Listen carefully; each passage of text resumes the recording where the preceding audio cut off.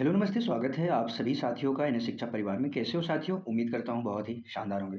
साथियों, आज की हमारी शब्द रचना की दूसरी क्लास है। शब्द शब्द रचना शब्द रचना की साथी कौन सी क्लास है? आज दूसरी क्लास है। हम कल की क्लास में शब्द रचना के स्ट्रक्चर के माध्यम से उसके प्रकार को थोड़ा सा समझा था और इसके बारे में थोड़ा सा शब्द की परिभाषा जो होती है अर्थ के आधार पर, जैसे भी होती है वर्ण अक्षर, ये सब हमने कल की क्लास में समझा था। ये सब हमने कल की क्लास में समझ लिया था। अगर आपने कल की क्लास को नहीं देखा है तो जरूर कल की क्लास को देखें साथियों। आज हम बनाएंगे शब्द के प्रकार। शब्द रचना में हम आज की जो पहली हेडिंग बनाएंगे क्या? सामान्यतः शब्द के प्रकार कितने होते हैं? शब्द के प्रकार। कल इसके बारे में हमने थोड़ी सी चर्चा की थी कि शब्द के कितने प्रकार होते हैं। 2 प्रकार होते हैं। इसमें सबसे पहला क्या आता है साथी? सार्थक शब्द। और दूसरा साथी क्या आता है? निरर्थक शब्द। दूसरा क्या आता है? निरर्थक शब्द। इसके बाद सार्थक शब्द को 3 भागों में बाँटा गया है। प्रयोग के आधार पर, रूप के आधार पर, रचना बनावट के आधार पर, उत्पत्ति के आधार पर। फिर धीरे-धीरे हम ऐसे स्ट्रक्चर के माध्यम से थोड़ा एक बार सारे प्रकार उसको हमने कल समझ लिया था। आज हम उसका पूरा प्रैक्टिकली उसको परिभाषित करेंगे, अच्छे से समझेंगे। इसी के साथ सार्थक शब्द की हेडिंग बनाने से पहले हम आपको ये बता देना चाहते हैं, अगर आप हमारे चैनल पे नए हैं तो चैनल को सब्सक्राइब करें, वीडियो को लाइक शेयर जरूर करें। साथ ही यह क्लास उन सभी विद्यार्थियों के लिए है जिनका विषय हिंदी विषय है, चाहे वो 10वीं में हो, चाहे वो 12वीं में हो, चाहे वो ग्रेजुएशन में हो, चाहे वह पोस्ट ग्रेजुएशन हो, चाहे वो कॉम्पिटिटिव एग्जाम की तैयारी कर रहे हो। कोई मैटर नहीं करता, बस आपका विषय क्या होना चाहिए? हिंदी होना चाहिए। ये सभी के लिए महत्वपूर्ण क्लास है। तो पहला हम हेडिंग बना लेंगे क्या साथी? सार्थक शब्द। पहला क्या बना लेंगे? सार्थक शब्द। सार्थक शब्द आखिर होता क्या है, थोड़ा सा इसके बारे में हम समझेंगे। सार्थक शब्द सादी जिन शब्दों का कुछ न कुछ अर्थ हो, जिन शब्दों का कुछ न कुछ अर्थ हो। सार्थक का मतलब अर्थ सहित, सा प्लस अर्थक, यानी जो अर्थ सहित हो, या आप ऐसा कह सकते हैं जिन शब्दों का कुछ न कुछ अर्थ हो वे सार्थक शब्द कहलाते हैं। इसकी छोटी सी परिभाषा लिखते चलेंगे हम। जिन शब्दों का जिन शब्दों का कुछ न कुछ अर्थ हो, कुछ न कुछ साथी क्या हो? अर्थ हो, वही क्या होते हैं? सार्थक शब्द होते हैं। जैसे हम एग्जाम्पल्स ले लेते हैं, 1-2 एग्जाम्पल्स ले लेंगे। जैसे हमने कहा रोटी। रोटी क्या है? सार्थक शब्द है। इससे एक भाव मिल रहा है कि रोटी रोटी क्या होता है? जो खाई जाती है। इससे हमें कुछ चीज़ें पता चल रही हैं। हमने कहा पानी, हमने कहा पेन। ये सब क्या है साथी? सार्थक शब्द है, जिसका एक अपना अलग मीनिंग है। ये अपने आप में एक अलग रूप है, वही होते हैं सार्थक शब्द। साथी अब दूसरी हेडिंग बना लेंगे क्या? निरर्थक शब्द। दूसरी जो हेडिंग होगी साथी, निरर्थक शब्द। निरर्थक शब्द। थोड़ा सा इसके बारे में समझेंगे, उसके बाद इसकी परिभाषा को हम नोट डाउन करेंगे। साथ ही निरर्थक शब्द होता है जिन शब्दों का अपना कुछ अर्थ नहीं होता, यानी बिना अर्थ के। निरर्थक यानी बेकार, बिना अर्थ के होते हैं। वो प्रयोग तो होते हैं बट उनका कोई अपना अर्थ नहीं होता है, कुछ उनका अर्थ नहीं होता है, निरर्थक कहलाता है। निरर्थक यानी बेकार है। तो इसकी परिभाषा लिख लेंगे छोटी सी। जिन शब्द जिन शब्दों का जिन शब्दों का अपना कोई अर्थ न हो, जिन शब्दों का अपना कुछ अर्थ न हो, अपना कुछ अपना कुछ अर्थ नहीं होता, नहीं होता, वही होता है, नहीं होता है, वही साथी क्या होते हैं? निरर्थक शब्द कहलाते हैं। जैसे एग्जाम्पल लिखेंगे, उदाहरण लिखेंगे। रोटी, रोटी एक रोटी होता है जिसका अर्थ होता है, वहीं पे कहा रोटी वोटी। पानी वानी, ठंडा वंडा, पानी वानी, ठंडा वंडा, ये सब क्या है? इनका कोई अपना अर्थ नहीं है, लेकिन ये प्रयोग किए जाते हैं। जैसे एक वाक्य वाक्य हम प्रयोग करेंगे और लिखेंगे यहाँ पे एग्जाम्पल्स में। जैसे पानी वानी ले आओ, पानी वानी ले आओ, पानी वानी ले आओ। आप यहाँ पे देखेंगे पानी वानी ये सार्थक शब्द है, एक निरर्थक शब्द है। ले आओ वाक्य में क्या होता है? ये प्रयोग किए जाते हैं, लेकिन इनका कोई अपना अर्थ नहीं होता है। ठीक है, इसके बाद हम सार्थक शब्द को देखेंगे। उसके बाद हमारी जो पहली हेडिंग थी सार्थक शब्द, इसके बारे में हम थोड़ा सा और समझेंगे, क्योंकि निरर्थक शब्द वहीं तक सीमित है, सार्थक शब्द का विस्तार है। तो सार्थक शब्द के बारे में देखेंगे। सार्थक शब्द साथी 3 आधार पे इसका विभाजन किया गया है। हमने कल की क्लास में थोड़ा सा इसके बारे में देखा था, आज इसको हम विस्तार से देखेंगे। पहला क्या होता है? प्रयोग या रूप के आधार पर। प्रयोग या रूप के आधार पर सार्थक शब्द होते हैं, प्रयोग या रूप के आधार पर। दूसरा साथी होता है रचना या बनावट के आधार पर। रचना या बनावट, रचना या आप लिखेंगे बनावट के आधार पर, के आधार पर। तीसरा साथी लिख लेंगे उत्पत्ति, उत्पत्ति के आधार पर, यानी जिसका जन्म हुआ है उसके आधार पर। ठीक है, जो आए हैं इनका उत्पत्ति हुई है। अब जानते हैं जो प्रयोग या रूप के आधार पर है, एक रचना बनावट के आधार पर है, उत्पत्ति के आधार पर। उत्पत्ति के आधार पर कुल कितने होते हैं? 4 होते हैं। रचना बनावट के आधार पर कुल कितने होते हैं? साथी 3 होते हैं। और प्रयोग और रूप के आधार पर कितने होते हैं? 2 होते हैं। प्रयोग और रूप के आधार पर कितने होते हैं? 2 होते हैं। जिसमें हम पहली हेडिंग बनाएंगे क्या? प्रयोग और रूप के आधार पर। धीरे धीरे हम आगे से बढ़ेंगे। तो पहला साथी हेडिंग बना लेंगे क्या? प्रयोग या रूप के आधार पर सार्थक शब्द की भेद। प्रयोग या रूप के आधार पर, रूप के आधार पर शब्द के भेद, शब्द भेद। प्रयोग रूप के आधार पर शब्द के भेद। प्रयोग रूप के आधार पर शब्द के साथ ही कितने भेद हैं? इसके टोटल 2 भेद हैं। कितने भेद हैं? 2 भेद हैं। जिसमें सबसे पहला आता है क्या? विकारी शब्द। विकारी, पहला आता है क्या? विकारी शब्द। वहीं पे दूसरा साथी क्या आता है? अविकारी शब्द। दूसरा क्या आता है? अविकारी शब्द आता है। ठीक है। प्रयोग रूप के आधार पर जो सार्थक शब्द होते हैं उनको 2 भागों में बांटा गया है। पहला विकारी है, दूसरा क्या है? अविकारी है। इसमें हम पहली हेडिंग बना लेंगे क्या? विकारी शब्द। पहली हमारी क्या हेडिंग होगी? विकारी, विकारी शब्द। और इसके बारे में हम थोड़ा सा समझने का प्रयास करते हैं, उसके बाद हम इसके बारे में थोड़ा सा लिखेंगे, थोड़ा थोड़ा समझेंगे, थोड़ा थोड़ा से बहुत हो जाएगा।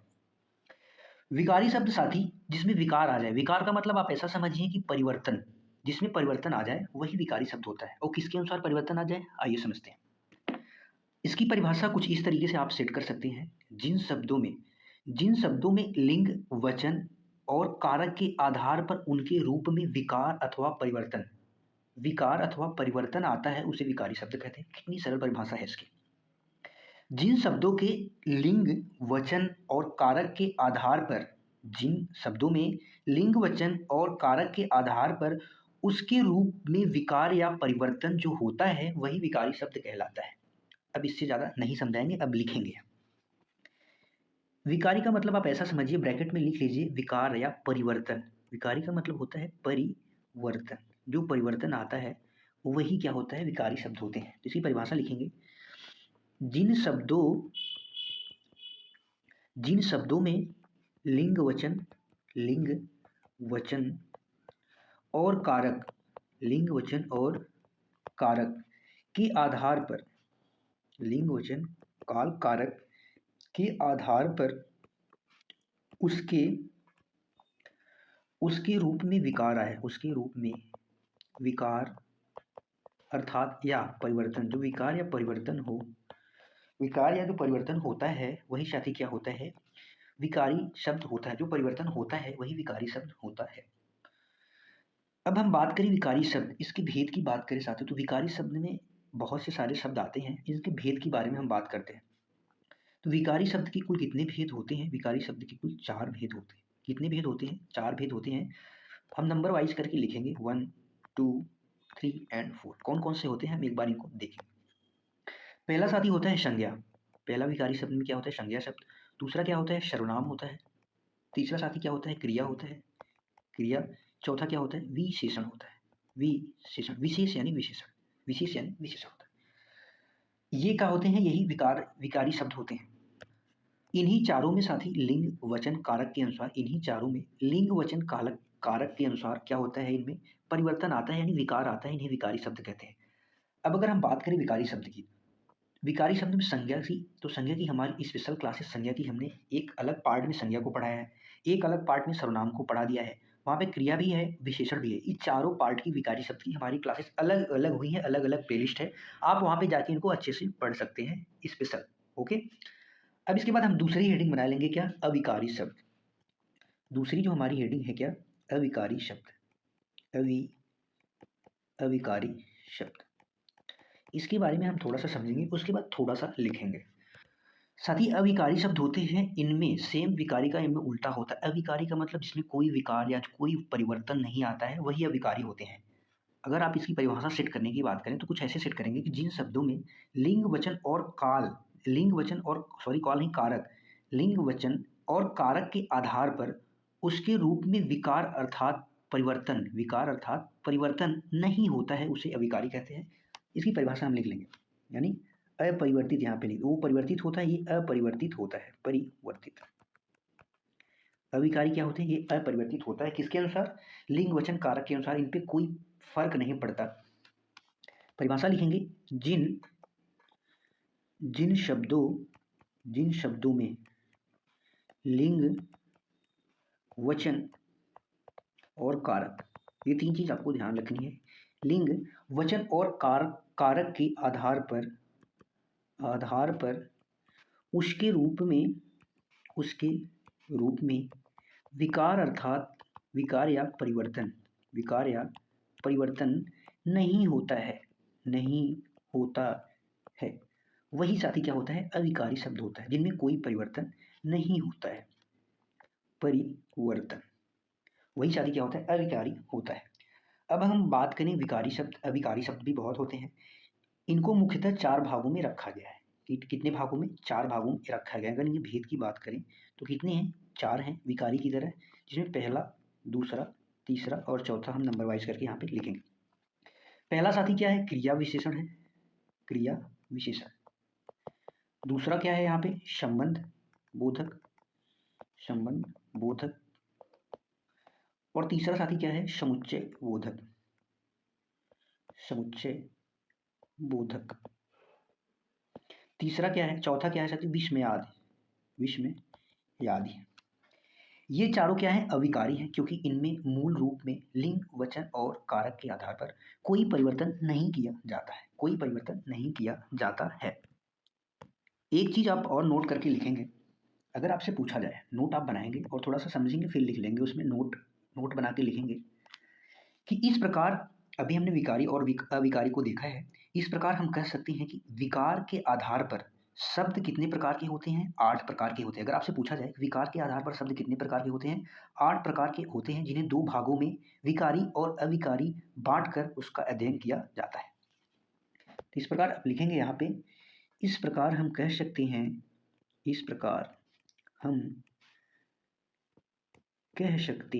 क्या कह सकते हैं कि विकार के आधार पर शब्द कितने होते हैं? शब्द के 8 प्रकार होते हैं। शब्द के 8 प्रकार, भेद कहिए, 8 प्रकार होते हैं, जिन्हें 2 भागों में बांटा गया है। तो आप सामान्य की भाषा में जानते हैं। ठीक है साथी, अभी तक हमने जो पढ़ा है एक बार हम इसका रिवीजन करेंगे। तो अभी तक हमने क्या क्या पढ़ा है साथियों? आज की जो हमारी हेडिंग थी, शब्द के प्रकार, शब्द की एक क्लास हमारी ऑलरेडी हो चुकी है। तो आज की हेडिंग हमारी थी शब्द के प्रकार। शब्द के 2 प्रकार होते हैं, एक सार्थक होता है, एक निरर्थक होता है। जिसमें हमारी पहली हेडिंग क्या थी? सार्थक शब्द, यानी जो अर्थ सहित हो, जिन शब्दों का कुछ ना कुछ अर्थ हो, वही क्या होते हैं? सार्थक होते हैं। जैसे रोटी, पानी, पेन आदि। ये क्या है? सार्थक शब्द हैं। इसके बाद दूसरा क्या था हमारा? निरर्थक शब्द। जिन शब्दों का अपना कुछ अर्थ नहीं होता, वो क्या होते हैं? निरर्थक होते हैं। जैसे रोटी वोटी, बोटी हो गया, वानी हो गया, ठंडा हो गया। वाक्य में पानी वानी ले आओ, क्या ले आओ? पानी वानी ले आओ, हमने वाक्य प्रयोग करके भी देख लिया। उसके बाद हमने कहा कि सादी जो सार्थक शब्द होते हैं, इनको और अत्यधिक, इनके और भेद को हम समझने का प्रयास करें तो इनको 3 प्रकार से बांटा गया है। 3 प्रकार से, 3 भागों में रखा गया। पहला प्रयोग के आधार पर सार्थक शब्द हैं, दूसरा रचना बनावट के आधार पर शब्द हैं, तीसरा उत्पत्ति के आधार पर शब्द हैं। तो पहला प्रयोग के आधार पर कितने भेद हैं? 2। रचना बनावट के आधार पर कितने हैं? 3। उत्पत्ति के आधार पर कितने हैं? 4। इसमें हम सबसे पहली हेडिंग बना लेंगे क्या? प्रयोग के आधार पर शब्द के भेद। कितने भेद होते हैं? 2 भेद होते हैं। पहला होता है अविकारी, दूसरा साथी क्या होता है? पहला होता है विकारी, दूसरा क्या होता है? अविकारी होता है। पहला हमारा हेडिंग था विकारी शब्द। विकार यानी परिवर्तन। विकार से आप क्या समझते हैं? परिवर्तन। जिन शब्दों में लिंग, वचन और कारक के आधार पर उसके रूप में विकार परिवर्तन होता, विकार या परिवर्तन हो, उसे विकारी शब्द कहते हैं। विकारी के भेद की बात करें तो ये 4 भेद होते हैं, संज्ञा, सर्वनाम, क्रिया और विशेषण। इसकी हमारी प्रॉपर क्लासेस यूट्यूब पर पढ़ी हैं, आप जाके उन्हें देख सकते हैं। दूसरा हमारा क्या था? अविकारी शब्द। अविकारी शब्द क्या होते हैं? अपरिवर्तित होते हैं। जिन शब्दों में लिंग, वचन और कारक के आधार पर उसके रूप में विकार नहीं होता है, उसे साथी क्या कहते हैं? क्रिया विशेषण कहते हैं। उसे क्या कहते हैं? अविकारी कहते हैं, ना कि क्रिया विशेषण कहते हैं। इसके 4 भेद होते हैं। पहला क्रिया विशेषण, दूसरा संबंध बोधक, तीसरा साथी समुच्चय बोधक, चौथा विस्मयादि बोधक होता है। 4 भेद होते हैं अविकारी शब्द के। एक नोट में हमने कहा कि आप इस प्रकार समझ सकते हैं कि विकार के आधार पर अगर आपसे शब्द की भेद पूछा जाए या प्रकार पूछा जाए तो कितने होते हैं? 8 प्रकार होते हैं, जिसको 2 भागों में बांटा गया है, एक विकारी शब्द और एक अविकारी शब्द। ठीक है साथी, अभी हमारा एक चीज आप यहाँ पे देखेंगे, प्रयोग के आधार पर जो शब्द होते हैं, प्रयोग के आधार पर शब्द का विभाजन हमने आज पढ़ लिया है। कल की क्लास में हम पढ़ेंगे सार्थक शब्द के रचना और बनावट के आधार पर इसके कितने भेद होते हैं? टोटल 3 भेद होते हैं। हम कल इनको पढ़ेंगे, ठीक है? उसके बाद हम पढ़ेंगे उत्पत्ति के आधार पर शब्द के भेद। हमारी 2 क्लासेस और होंगी, हम यही 2 चीज़ को हम उसमें पढ़ेंगे। कल की जो क्लास होगी रचना बनावट के आधार पर होगी, तो कल की क्लास में जुड़ना साथी न भूलें। आज के लिए बस इतना ही, बताएँगे ये क्लास कैसी लगी। कल मिलते हैं एक शानदार, जानदार क्लास के साथ। तब तक के लिए आप सभी को धन्यवाद है क्लास को अंत तक देखने के लिए। खुश रहिए, मस्त रहिए, पढ़ते रहिए। जय हिंद साथियों।